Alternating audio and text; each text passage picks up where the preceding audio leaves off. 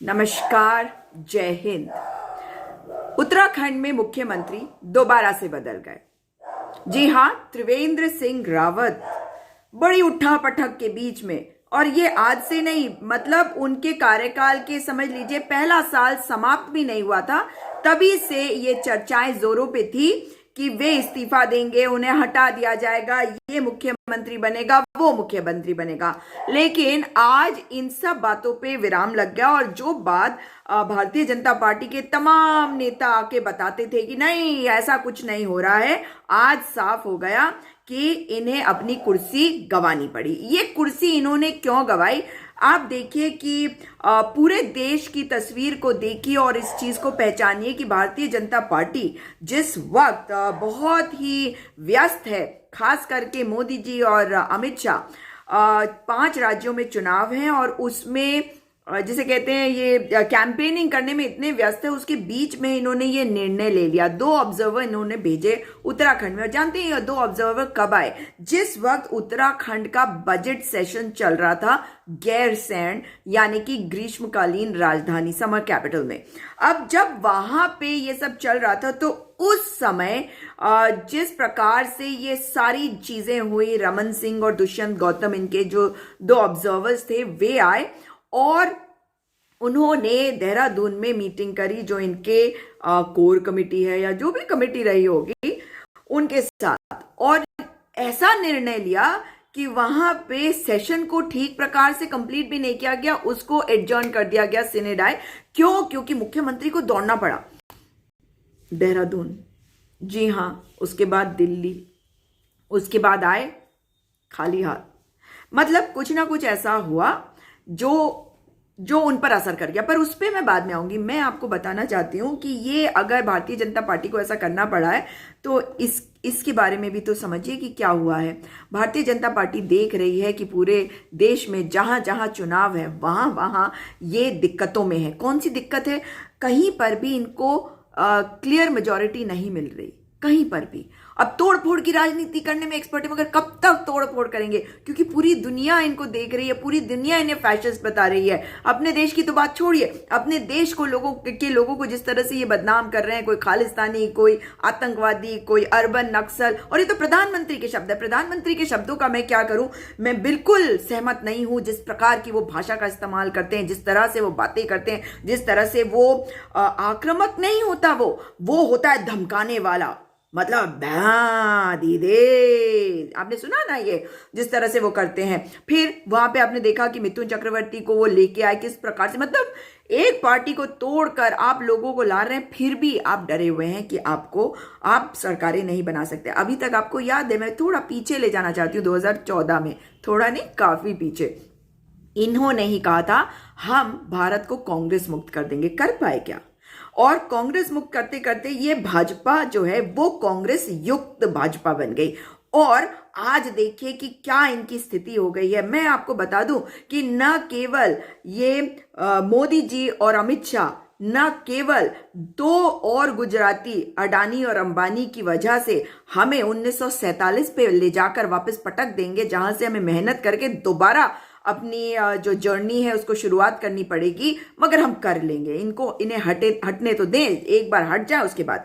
लेकिन मोदी जी एक और चीज कर रहे हैं, वो केवल 2024 के बारे में सोच रहे हैं, क्योंकि उन्हें वो सत्ता प्यारी है जिस कुर्सी पर वो विराजमान है, तो उस सत्ता के लिए वो कुछ भी करेंगे। अभी तक ये हो रहा था कि कांग्रेस युक्त भाजपा बनाकर या कांग्रेस की सरकारों को, लोकतांत्रिक तरीके से चुनी हुई सरकारों को तोड़कर ये अपनी सरकारें बना रहे थे। लेकिन अब ये समझ गए हैं कि इनका पीक हो चुका है, और मैं तो हमेशा से कहती हूँ जो जितनी तेजी से उठेगा वो उतनी तेजी से गिरेगा। मैं तो ये सोच रही थी कि शायद 2019 में ही कहानी खत्म हो जाएगी, लेकिन लोगों ने इन्हें प्रचंड बहुमत दिया। अब उसमें मैं ईवीएम को जरूर से दोषी भी ठहराऊंगी, लेकिन अब आप देख लीजिए कि किस प्रकार से जो है, आप देख रहे हैं किस तरह से ये, मतलब ये भगवान जी के नाम वाले ये ट्रोल आर्मी है। इनकी भाषा देखिए, तू होगा बे, बोलूं तुझे यही, समझा? आप देखिए कैसी मिर्ची लगी है, मुझे तो बहुत मजे आ रहे हैं भाई, इनकी गालियां निकलवानी चाहिए। आज सालों तुम कितनी गाली देना चाहते हो, दो ना गाली। आज तो तुम्हारा चाल चरित्र चेहरा दिख गया, आज तो दिख गया कि तुम कितने कमजोर हो। भारतीय जनता पार्टी के कार्यकर्ता चींटी भी नहीं है, कीड़े मकोड़े नहीं, बैक्टीरिया है, वायरस है, और उनको कुछ नहीं समझता उनका केंद्रीय नेतृत्व, उनके नेता उन्हें कुछ नहीं समझते, क्योंकि इनके अंदर कोई क्षमता नहीं है। और ये जो चीटियां हैं ना, जो ट्रोल आर्मी बन के घूम रहे हैं, ये जो गाली दे रहे हैं, मैं गाली दे सकती हूँ ये वाली, बस ये है कि मैं इस लेवल पे क्यों जाऊं, लेकिन जब जरूरी होगा तो दूंगी सालों तुमको, समझा? समझा? अपने नाम के आगे से बिष्ट हटा ले, तेरे पूर्वज यहां भाग कर आए होंगे, याद रखना, छुपने के लिए, क्योंकि तेरे पूर्वज अपने आप को बचा नहीं पाए थे मुगलों से, भूल मत। क्योंकि जो मजबूत लोग हैं वो जानते हैं वो आज भी आगे बढ़ रहे हैं, क्योंकि उनके अंदर मजबूती थी, वो आए थे एक समय के लिए और उसके बाद आगे बढ़े। खैर, अब देखिए कि ईवीएम में गड़बड़ी करके मोदी जी चले तो आए, मोदी जी ने भ्रमित तो कर दिया, लेकिन आज मोदी जी खुद भी देख रहे हैं, उम्र के उस पड़ाव में है जहां जुबान फिसलती भी है उनकी, उस प्रकार से उनकी बॉडी लैंग्वेज भी देखो कि कैसी होती है, वो उस तरह से चीजों को कर भी नहीं पाते जिस प्रकार से वो शुरुआत में कह रहे थे, जिस तरह के वो भाषण देते थे उस तरह की भाषण भी नहीं दे पा रहे ना, लोग उनके भाषणों से अट्रैक्ट हो रहे, क्योंकि अब लोग जानते हैं कि इतने बड़े झूठे हैं, इतनी मक्कारी हम देख चुके हैं भारतीय जनता पार्टी की, मोदी जी के एक एक भाषण का झूठ हम दे चुके हैं। और देखिए शास्त्री जी, बिल्कुल आपने कितनी बढ़िया बात करी, जय श्री राधे कृष्ण, जय सिया राम। वो दिन फिर आएंगे जब हम जय सिया राम कहेंगे, वो दिन फिर आएंगे जब हम कहेंगे जय राधे कृष्णा।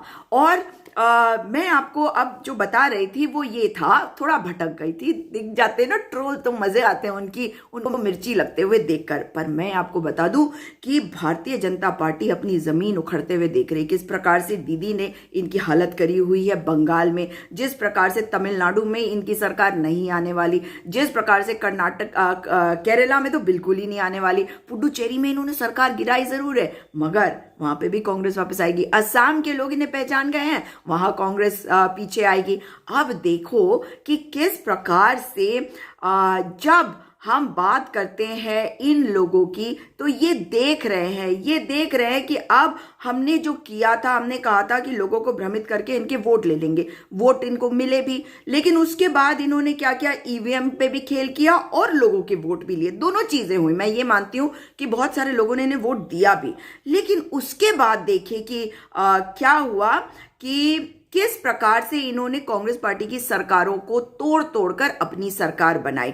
लेकिन अब देखो आपकी इनके साथ क्या हो रहा है। अब ये जानते हैं कि भाई सरकारों को तोड़ने में बड़ी दिक्कत आती है, इतना आसान भी नहीं होगा, क्योंकि अब इनकी रेपुटेशन बन रही है। ये आए थे ना ये दिखाते हुए we are a party with a difference, मगर इतने स्कैम्स निकल के आएंगे जिस दिन ये कुर्सी से हटेंगे, जिस दिन अमित शाह और मोदी जी कुर्सी से उतरेंगे ना, उस दिन देखिएगा कि कितने स्कैम बाहर निकल के आते हैं, क्योंकि अभी तो छुपा रखा है। इन्होंने पीएम केयर्स फंड में चाइना से पैसे लिए, ये कांग्रेस के ऊपर तमाम तरह के दोष लगाते हैं, लेकिन पैसे जो हैं वो इन्होंने लिए हैं। इनका समझौता है चीनियों के साथ, और ये देख रहे हैं कि इनके खिलाफ एक जो सेंटिमेंट है वो बन रहा है। और अब इन्होंने देखा कि उत्तराखंड में इन्होंने 4 साल क्यों रखा इनको और अब क्यों हटाया, क्योंकि देख रहे हैं कि चीजें संभल नहीं पा रही, तो इनको अब मजबूरी के तौर पर हटाना पड़ रहा है त्रिवेंद्र सिंह रावत को हटाया गया है। लेकिन ये भी समझिए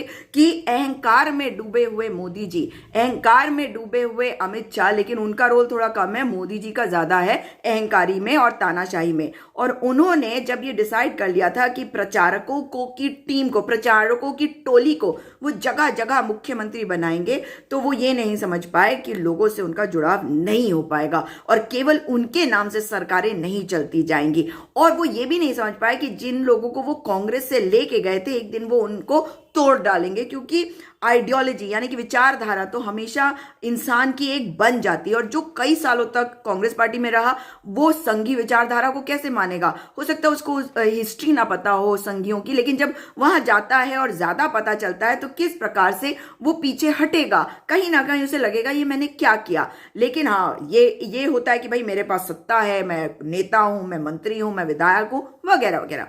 अब देखिए, कांग्रेस पार्टी से तोड़कर ये लेके गए, जगह जगह तोड़ा। अब ये समझ गए कि इतने राज्यों में हमें इतनी मुश्किल हो रही है, अब ऐसा ना हो कि कहीं पे उत्तराखंड में भी हमारे को एक और नई दिक्कत हो जाए। इसलिए इन्होंने अफरा तफरी में इन्होंने मीटिंग बुलाई देहरादून में, जिस वक्त बजट सेशन चल रहा था गैरसैंण में, और वहां से भागे भागे आए मुख्यमंत्री और फिर भी अपनी कुर्सी को नहीं बचा पाए। मुख्यमंत्री के बारे में एक और बात बता दूं, पिछले 4 सालों में मैं देख रही हूं कि 1 साल कंप्लीट भी नहीं हुए थे जब ये चर्चाएं शुरू हो गई थी कि इन्हें हटाया जाएगा, और ये भाग भाग के दौड़ कर जा रहे थे अपने केंद्रीय नेतृत्व को समझाने के लिए। इनका प्लस ये था कि ये आरएसएस से जुड़े हुए हैं, तो क्योंकि ये संघ से जुड़े हुए थे इसलिए एक पक्ष ये था, और दूसरा पक्ष था कि मोदी जी ने जैसे किसान कानूनों को देखिए, उन्होंने क्या कहा कि अब मैं पीछे नहीं लूंगा। किसानों को उन्होंने कृषि मंत्री ने मीटिंग में क्या कहा है, यही तो कहा है कि भाई जो बदलाव करने हैं बता दो, हम सब बदलाव कर लेते हैं, लेकिन हम कानून वापस नहीं लेंगे। क्यों?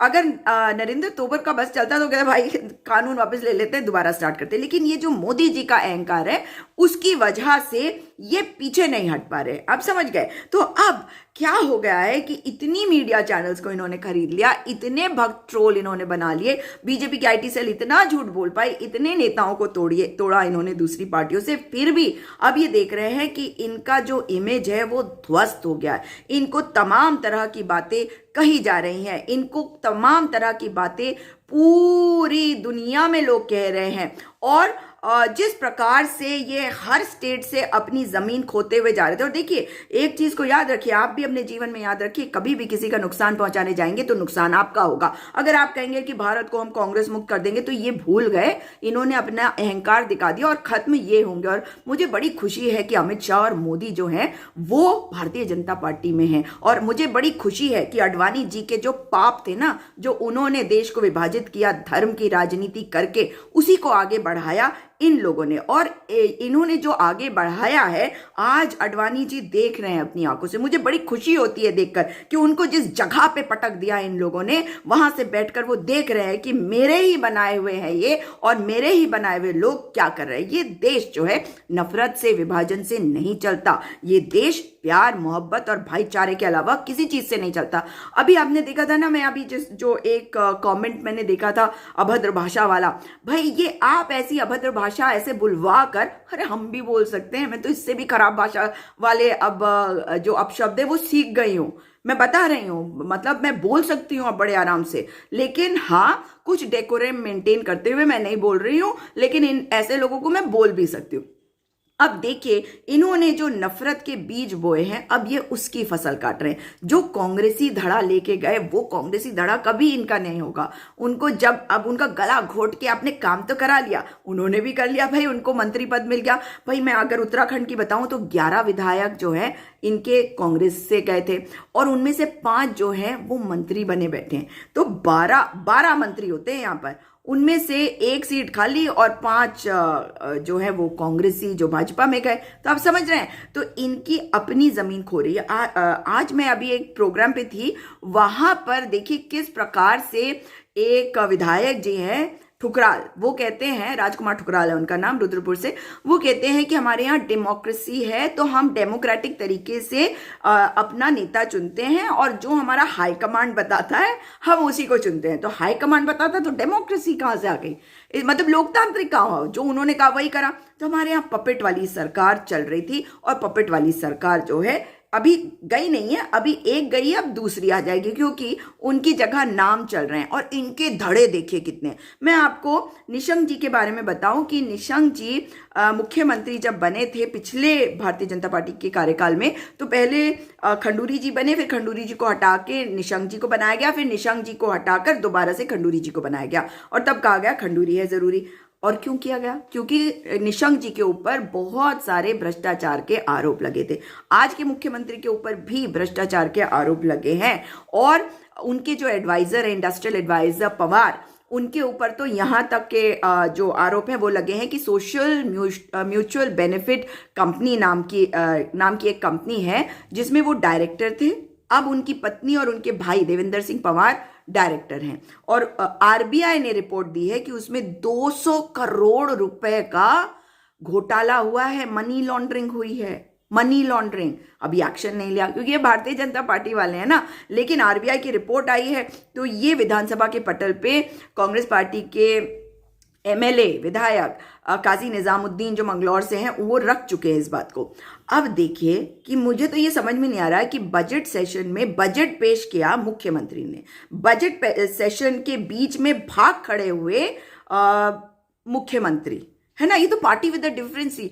अब कांग्रेस पार्टी से तो आप इनको कंपेयर कर नहीं सकते क्योंकि तो बहुत दूध के धुले थे, ये तो राजा हरिश्चंद्र थे, ये तो गंगा में नहा कर निकले हुए थे। मगर देख लीजिए आप, इनके कर्मकार बोर्ड में 400 करोड़ का घोटाला, 717 परिवार जो हैं, 108 कर्मी, उनको नौकरी से हाथ धोना पड़ा। क्यों? क्योंकि इन्होंने डिसाइड कर लिया कि हम प्रोसीजर अलग कर देंगे और अलग तरह से जो है हम टेंडर कर देंगे, पहले कॉन्ट्रैक्चुअल फिर टेंडर। तो वो जो लोग थे जिन्होंने 10-10, 11-11 साल काम किया, वो नौकरी से हाथ धो बैठे। और सोचिए, जो अगर 35 साल की उम्र में जिसने ज्वाइन किया और वो अगर 46 या 47 साल का हो गया, वो कहाँ जाएगा? उसको दूसरी नौकरी मिलेगी। या 40 साल की उम्र में गया और 51 साल का हो गया, उसको दूसरी नौकरी मिलेगी। लेकिन भारतीय जनता पार्टी का चाल चरित्र चेहरा सामने आ गया तब जब महिलाओं के प्रति इनकी असंवेदनशीलता सामने दिख गई।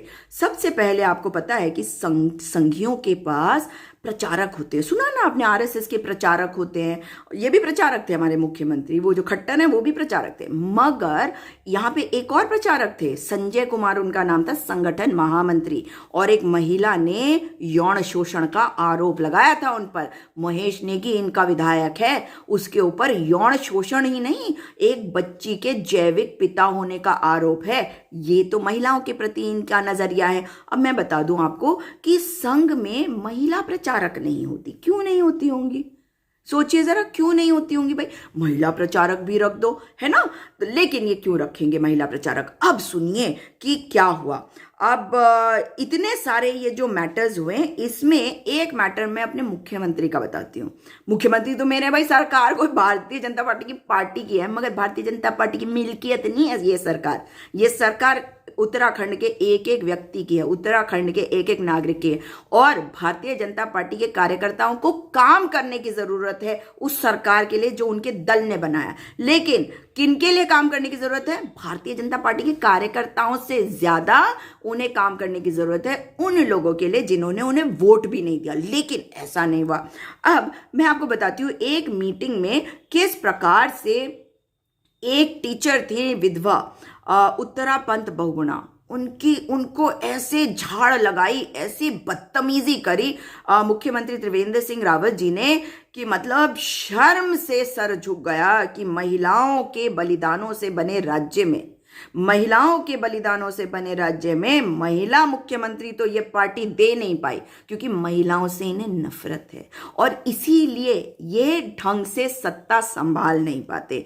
और जितने मुख्यमंत्री इन्होंने दिए हैं ना, उतने कांग्रेस पार्टी ने नहीं दिए। अगर आप कांग्रेस पार्टी के मुख्यमंत्री देखेंगे नाम, तो एक नारायण दत्त तिवारी हैं, दूसरे हरीश रावत हैं और तीसरे विजय बहुगुणा, जिनको तोड़कर ये लेके गए हैं। आप समझ गए?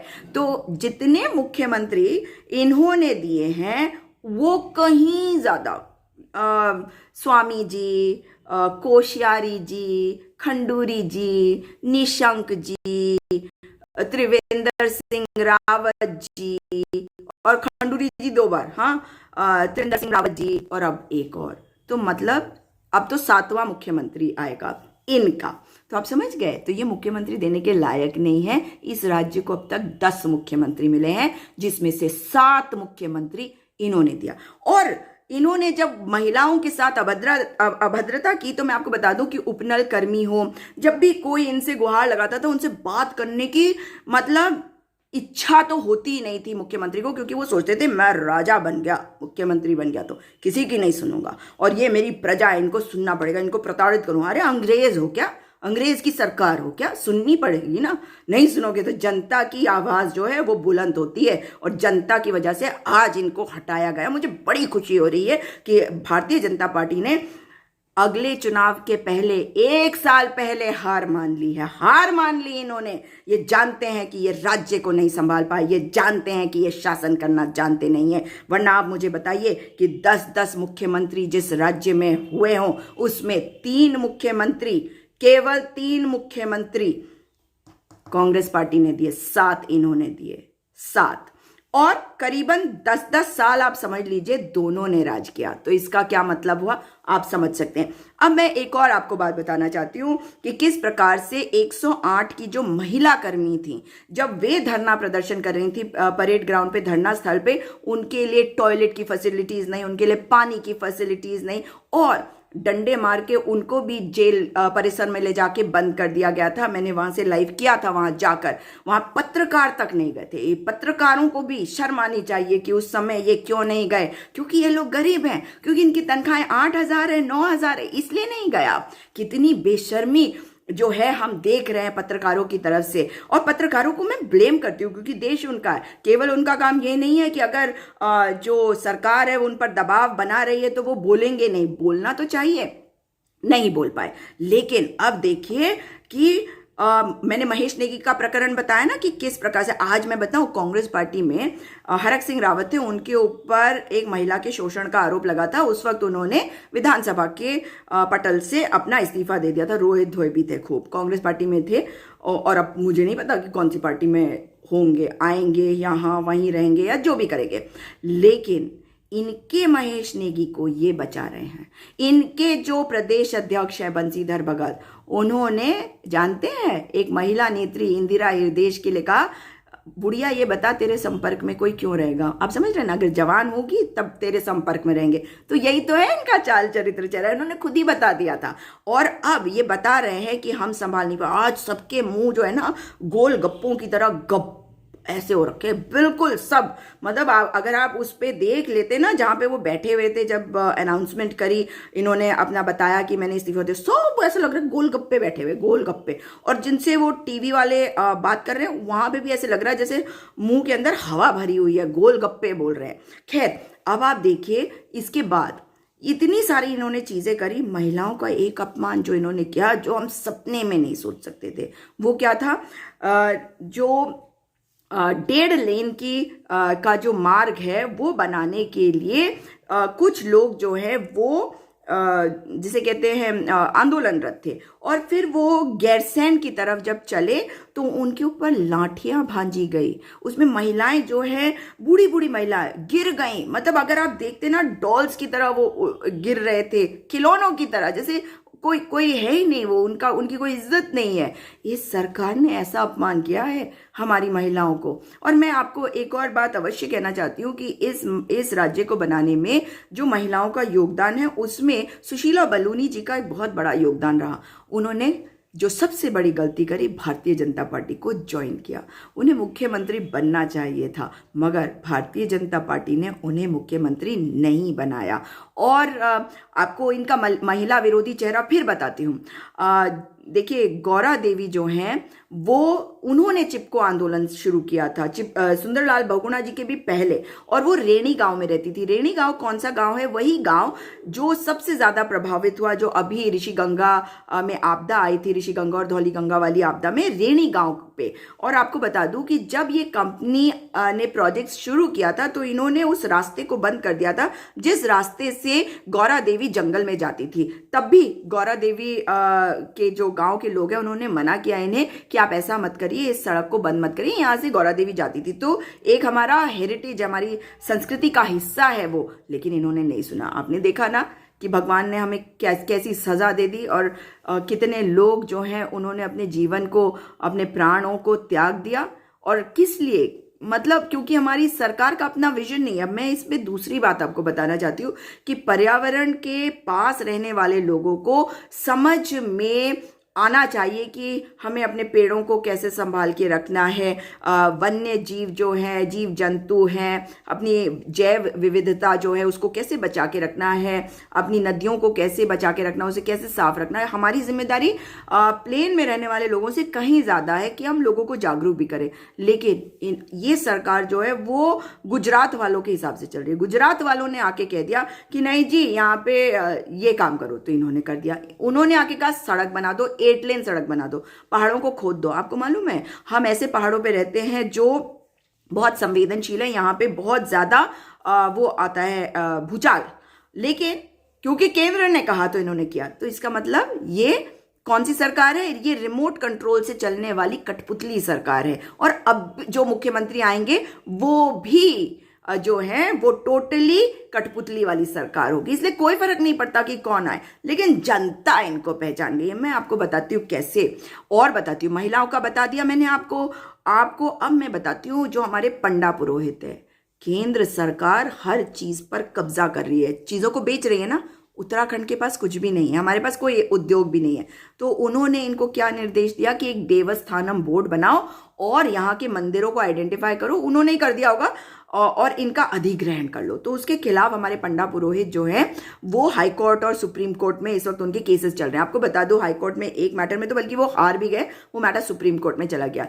अब इसका मतलब क्या? पूरा ब्राह्मण समाज इनके विरुद्ध खड़ा है। ये ब्राह्मण विरोधी सरकार भी है। मतलब आप अगर सोचेंगे कि ये समुदाय विरोधी है तो वो तो है ही, लेकिन और उत्तराखंड में कभी ऐसी बातें नहीं होती, लेकिन ये समुदाय विरोधी, ये बच्चों के विरोधी, ये जो छात्र विरोधी, ये महिला विरोधी, ये हरेक के विरोधी हैं। ये सिर्फ अहम में जीते हैं, अहंकार में जीते हैं, और इनमें केवल नेता जो है वो दिल्ली में बैठे हुए हैं। और जिस तरह की उनकी भाषा है, मतलब भगवान ना करे कि हमारे उत्तराखंड के बच्चे कभी ऐसी भाषा सीखे। हमने देखा है कि ट्रोल आर्मी में बहुत सारे लोग ऐसी भाषा इस्तेमाल करें, लेकिन अब आप देखिए कि किस प्रकार से इन्होंने हमारे राज्य में बेरोजगारी को चरम पे लाके रख दिया। पलायन करके जो लोग गए थे, जब कोरोना काल में वापस आए, ये कहते हैं हमने राशन बांटा। भाई तुमने राशन बांटा तो हमसे लोग क्यों कह रहे थे कि इस जगह पे इतने लोग हैं मैम, और हम आगे भी कह रहे थे कि भाई हम अकेले कितने लोगों की मदद कर सकते हैं। फोन कर रहे हैं कि कुछ फंड्स का सब हम मिल के कर लेते हैं, चलो यहाँ पे इन बच्चों को हम पैसे ट्रांसफर करते हैं, ये लोग सामान दे आएंगे, और हर 15 दिन पे उनको देने की ज़रूरत है। और आपको याद होगा कि उन बच्चों की मैंने कुछ वीडियोज़ डाली भी थी जिन्होंने ये सब किया। तो आप क्या कर रहे थे? सो रहे थे, और फिर कह रहे हमने बहुत किया। और हमारे मुख्यमंत्री का एक झूठ बताती हूँ। हमारे मुख्यमंत्री ने इतना बड़ा झूठ नेशनल टीवी पे, उन्हें लगा कोविड आ गया, अब कोई बाहर नहीं निकलेगा, मैं बैठा हूँ दफ्तर में, यहाँ से करूँगा मैं। और वो टीवी प्रोग्राम में आ रहे थे, शायद जी था या कौन सा था, मतलब शॉकिंग। वो क्या कहते हैं कि उत्तराखंड में कोरोना जमाती लाए। आप जानते हैं ना, जमाती हर जगह से छोड़े गए, लेकिन उन्हें कितना प्रताड़ित करा गया, बड़े दुख की बात है। और ये भी इनके अगेंस्ट जाएगा। अभी तो ये विभाजित कर रहे हैं, लेकिन ये भी इनके अगेंस्ट जाएगा। लेकिन अब मैं आपको बताऊं कि अगर आप देखें कि किस प्रकार से इन्होंने उस वक्त झूठ बोला। क्या झूठ बोला? दरअसल हमारे यहाँ जो पहले 3 केसेस आए थे स्पेन से, हमारे 3 प्रशिक्षु इंडियन फॉरेस्ट सर्विसेज के प्रशिक्षु आए थे, वो कोविड पॉजिटिव पाए गए मार्च के महीने में। और हमारे मुख्यमंत्री कहते हैं हमारे यहाँ भी जो है ये कोविड जो है वो लेके आए हैं जमाती। इतना बड़ा झूठ। और फिर मैं बताती हूँ, कोविड काल में जब कांग्रेसी नेता इनको एक लिस्ट बना के देने जा रहे थे कि भाई इतने लोगों ने हमें संपर्क किया, इनको वापस लाने की आवश्यकता है, तो उन्होंने मिलने से मना कर दिया कि नहीं कोविड का प्रोटोकॉल है। तुम मुख्यमंत्री हो, उधर वो प्रधानमंत्री जी कभी अपने घर से नहीं निकले डर के मारे, और इधर ये हमारे मुख्यमंत्री। तो वैसे तो देखा जाए तो ठीक ही थे, उन्हीं के अक्स हैं ये, उन्हीं के द्वारा रिमोट कंट्रोल से चल रहे थे। अब देखिए कि उस समय जिस तरह से हमारे लोग वापस आए, हमें उन्हें रोकने की कोशिश करनी चाहिए थी। सपोजिंग अगर हमारी सरकार एक अच्छा सा पैकेज निकाल देती और उनको कहती कि आप लोग अपनी खेती जो छोड़ के चले गए उसको करो और हम आपको बीज दे रहे हैं, यहाँ का आलू बहुत अच्छा होता है जैसे, या जो जो चीज़ें भी अच्छी होती है, अगर उनको वो बीज दिए जाते, आलू दिए जाते, वो बोते और उसको सरकार खरीद लेती। मगर आपको पता है ना, किसान कानून आपको पता ही है, इसी दौरान लाए भी गए। तो हमारी सरकार के पास तो इतनी विजन भी नहीं थी। अब देखिए स्कूलों की बात, जिस स्कूल में 10 से कम छात्र हैं, पहाड़ों में जब लोग ही नहीं है तो 10 से कम ही होंगे, तो इन्होंने कहा कि हम उन स्कूलों को बंद कर देंगे। आप स्कूलों को बंद कर देंगे क्यों? क्योंकि ये भारतीय जनता पार्टी की स्ट्रैटेजी है। क्योंकि गोलवालकर ने कहा था, उनकी बंच ऑफ थॉट्स पढ़िएगा, उनके हिसाब से आप अगर लोगों को अनपढ़ गंवार रखेंगे तो आपके कंट्रोल में ज्यादा रहेंगे। ये है भारतीय जनता पार्टी। लेकिन आज आपने देखा ना कि क्या हो गया। आपको एक और बता दूं, आयुष के कॉलेजेस यहां खोले गए थे। भाई एलोपैथी है और आयुष है, लेकिन अगर आयुष के आपने कॉलेजेस खोले हैं और उसको प्रमोट करना चाहते हैं, तो कॉलेजेस ऐसा क्यों है कि हरक सिंह रावत के बेटे का एक कॉलेज है, मतलब उन्होंने खोला होगा, दूसरा निशंक जी की बेटी का एक कॉलेज है, और मुख्यमंत्री के कोई एडवाइजर है या क्या है, सैनी थे एडवाइजर, अब तो वो भी चले गए, तो एडवाइजर कौन से होंगे, उनका एक कॉलेज है। उनके एक एडवाइजर रमेश भट्ट हैं जो जगह जगह घूम के अपनी वीडियो बनाते हैं, मुझे उससे कोई दिक्कत नहीं है, लेकिन ये बता रही हूँ कि लोगों के लिए कितना काम करते हैं। अपने आप को प्रमोट करना कि हमें भाई अगला चुनाव लड़ना पड़ सकता है ना, तो ये सारी चीजें भी सोचनी पड़ती है। खैर, अब आप देखिए कि किस प्रकार से ये लोगों को तो रोक नहीं पाए, रोजगार उन्हें दे नहीं पाए। आयुष के छात्रों के साथ क्या किया, कॉलेजेस में जो फीस है 70-80 हजार के करीब थी, उसको बढ़ा के 2.25 लाख तक ले गए। अलग अलग कॉलेजेस ने अलग अलग किया, और कहा क्या कि अगर आपने मतलब जो कट ऑफ डेट दिया कि अगर आपने सपोजिंग 2 साल की पढ़ाई कर ली है तो आपको 2 साल की वो जो डिफरेंशियल फीस थी वो देनी पड़ेगी। तो 2.25 लाख या 2 लाख या 170 इंटू 2, अगर आपने 2 साल की पढ़ाई कर ली है, मतलब वो पीछे बैकडेट करके उन्होंने फीस बढ़ा दी। अब बताइए बच्चे कहां से देते? भाई आयुष छात्र वो है जो मेन मेडिकल में नहीं जा पाए, और क्यों गए होंगे? क्योंकि यहाँ की फीस थोड़ी कम रही होगी। लेकिन अब आप देख लीजिए कि इन्होंने क्या किया। खैर, फिर वो हाई कोर्ट गए, हाई कोर्ट से सुप्रीम कोर्ट गए और वो जीत गए। ये सरकार जो है ये केवल कोर्टों के द्वारा निर्देशित जो चीजें होती थी उस पर चलते रहे, उनके निर्देशों से चलती रही। हर मैटर पे ये खुद ही बोल देते, हाई कोर्ट चले जाओ ना, खुद ही बोल देते थे। मतलब नदियों में इंक्रोचमेंट हुआ तो उसका अध्यादेश ले आए, उसके बाद जो खाले हैं उसमें लैंड यूज चेंज कर दिया, उसको जमीन में मकान बनाने दिए। मतलब जो चीजें इन्हें नहीं करनी चाहिए वो सारी चीजें भारतीय जनता पार्टी की इस सरकार ने किया। पिछली सरकार ने तो किया ही था इनकी, मगर इस सरकार ने तो मतलब बेतहाशा किया और लोग हो गए परेशान। अब इस मुख्यमंत्री को आप अगर देखें तो ये मतलब क्योंकि संघ के थे, इनका बॉडी लैंग्वेज, इनकी एरोगेंस वो दिखती थी, इनके चेहरे पे टपकती है, और इनका लोगों के साथ जुड़ाव नहीं है। जैसे होता है ना कि कुछ लोग बड़े इंटेलेक्चुअल होते हैं, वो मतलब छोटी मीटिंग्स में तो बहुत बढ़िया हो सकते हैं, लेकिन अगर उनको आप एक्सपेक्ट करो कि वो भाषण दे दें और लोगों के बीच में जाके बातें कर ले, वो नहीं कर पाएंगे।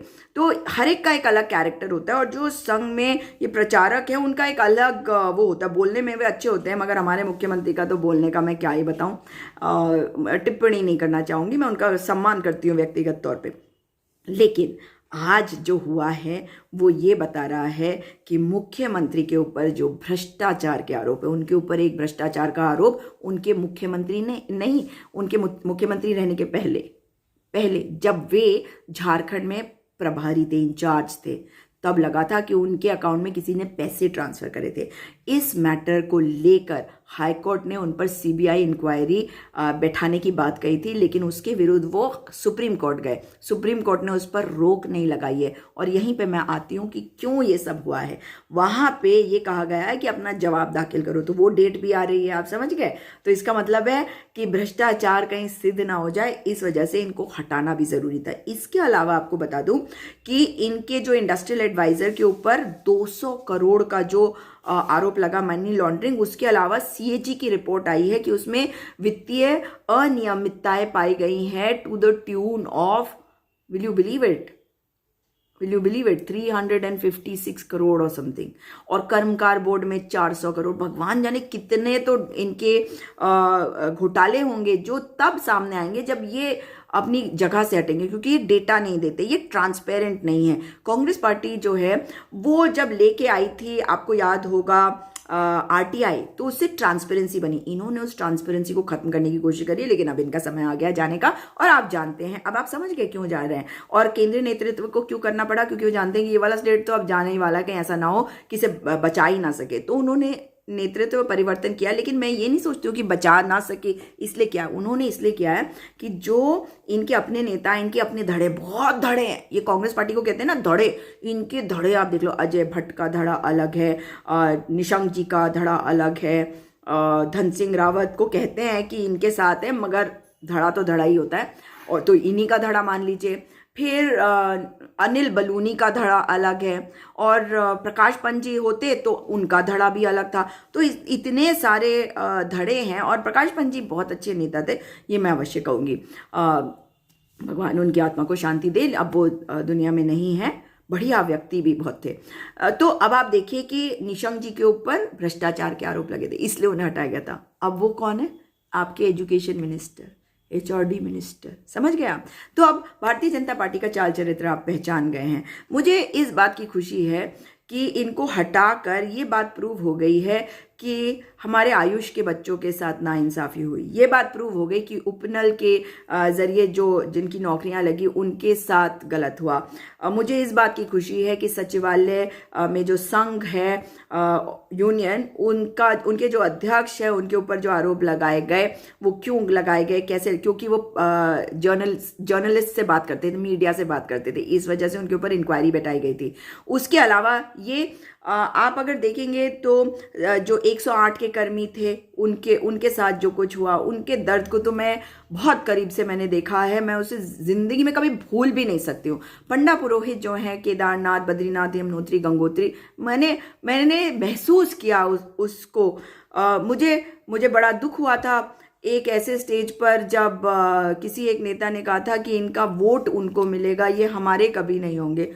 फिर मैंने कहा आप लोग कुछ भी करो, पर मैं तो इनके साथ खड़ी हूँ। फिर देखा कि वो सारे लोग भी धीरे धीरे इनकी आवाज़ को उठाने लगे, लेकिन क्योंकि जो गलत होता है उसका समर्थन नहीं कर सकते, और वोटों की राजनीति नेता कर सकते हैं, मगर वो मेरे लिए नहीं है।